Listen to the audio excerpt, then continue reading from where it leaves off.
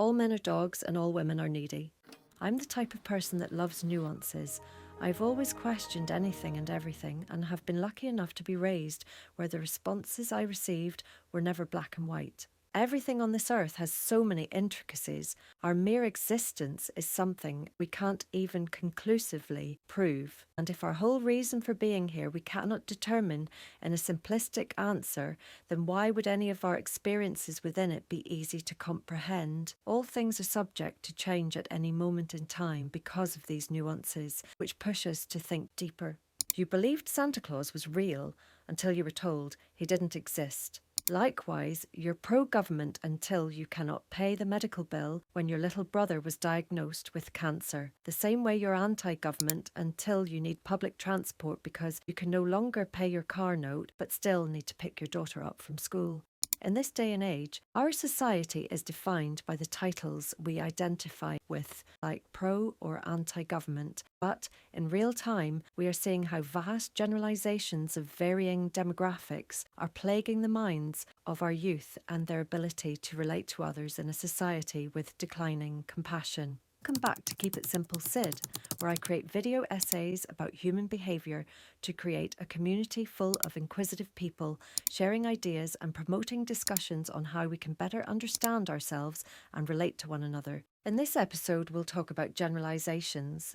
From the dawn of time, humans have always formed social groups, not from a place of superiority, but rather a place of safety. Those who looked like you was a quick indicator of who belonged in your tribe and who didn't. The familial bonds meant protection from the threats around them in a world in which your only focus is survival. To them, outsiders meant violence or disease. To those within their tribe, there was comfort in knowing you were able to predict the social interaction from cooperation to conflict. Today, in the 21st century, you can see the progressiveness reflected by the laws, social interaction of the citizens, and structure of the society. And rather than make a generalization about the social structure of every country in the world, I'm going to speak specifically to America's society. A specific issue that is causing a divide within the demographic from ages 13 to 28, also known as Generation Z, is a gender war, which makes sense since it's the time you desire the other sex at probably the highest rates, and there is a gigantic boom in radicalized views of how love and relationships should look on both sides. If you compare sensual or love songs from the previous generations to now, you will see the downward decline and outright vast difference in how we regard both men and women romantically. You have content creators like Andrew Tate and Shara7 and words like red pill and femcel to give an identity to the people that resonate with this radicalized ideology that doesn't factor in the nuances of being human.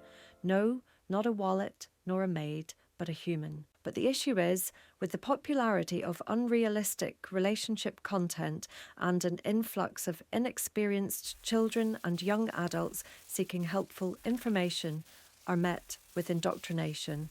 There are many ways that we can differentiate the patterns and biological processes of men and women. Women do tend to be more emotional for various reasons. For one, we are socially conditioned to believe it's okay to express emotions. Men do not lack emotions and feel less. Rather, they are socially conditioned. In addition to the biological reasoning, our confirmation bias proves we expect women to be overtly emotional, so we may notice the emotional outbursts more than the calm, logical reactions, even though the calm reactions are shown more often. As humans, it feels great being a part of an in-group where people can relate with your unique experiences. We love repping flags from where we're from geographically, relating linguistically, and terms like girl power and the boys. These make you feel like you're a part of something, while simultaneously making you a target for external generalizations. And with heightened gendered tension, it's now, and has been historically, a them versus us mentality, which welcomes transactional relationships to reap benefits you feel entitled to, and only you. This ideology feeds the ego rather than the soul. And it's not only these today's new age content creators, but it's also within our streaming services, especially reality TV, when you consume media of people constantly cheating on their partners, getting into verbal and physical arguments, causing drama. That behaviour makes great TV because that's not how you're supposed to act. Humans have mirror neurons that are activated when we watch behaviour. Regardless of what emotion you were experiencing before viewing, anger or rage bait content raises your stress hormones, sad songs make you feel gloomy and emotional, and motivational content makes you feel inspired. So what do you think reality TV does to your personal relationships? More perceived deception, unfaithfulness, lust, projection, and insecurity. Repetition shapes our normal. The more we view toxic content, unrealistic beauty standards, and our role in society determined by sex, we can distort our reality, which is how more and more people become indoctrinated into these ego-driven beliefs. So, what are indicators to prevent us from generalizing? Don't speak in absolutes and watch your tongue. All women are gold diggers, men always want the same thing. People never change, everyone lies all the time. Nobody wants a real relationship. You sound whiny and are carrying out a self-fulfilling prophecy. There are different types of personalities and values within a single household, and you expect around 4 billion people to exact the same. We can ostracize ourselves from meeting new people because we assume we know how they behave, their patterns and intentions, but all that does is prevent you from a great bond and rotting your heart, not theirs. And your words matter. You just think you're just singing lyrics or just saying slang, and it doesn't matter, it's just noises. But if I say your breath stank, I call your mama fat and say your daddy hairline so far back his scalp playing peekaboo, now all of a sudden it has meaning and you're mad. It's just sounds. Lastly, check your ego. Ask yourself, is this serving my ego more than it does my heart? Does this ideology come from a place of hate and self-serving rather than love? As someone with healthy relationship experience, where both parties aim to create a partnership, is the art of flipping.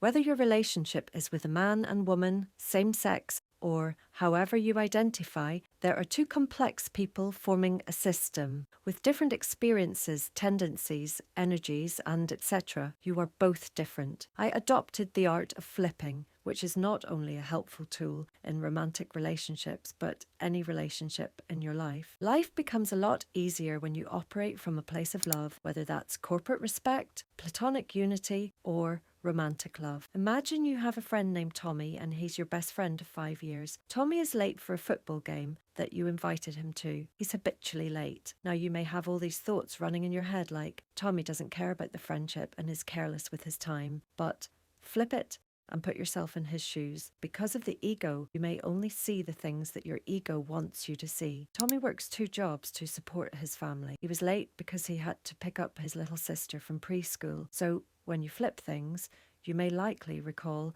a time you were late to one of Tommy's events, but to you, your reasoning was completely valid. When you flip things, it gives you an opportunity to see how you would react if you were in a situation, or simply to look outwardly rather than allowing your emotions to blind you from the facts. And this is because you introduce compassion and reasoning. This is the nuance not displayed in these unrealistic relationships. I think it's extremely important to show up for the people that you love and do the things that you know that people expect of you.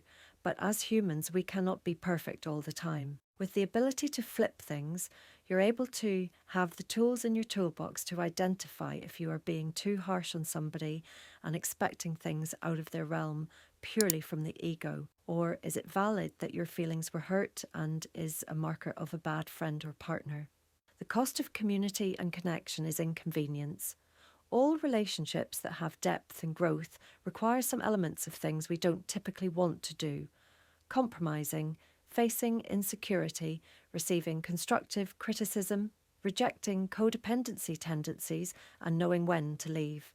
There are many instances in which, regardless of how you view it, it's simply not valid.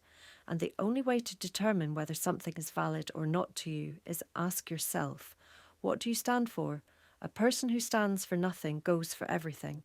What are your values? How do you want to be treated? What feels right? What are things you aren't willing to accept? But this tool allows you to relate better to those around you and gain a more empathetic perspective. So I urge you to question the generalizations you see yourself making. Think independently, be compassionate, and keep it simple, Sid.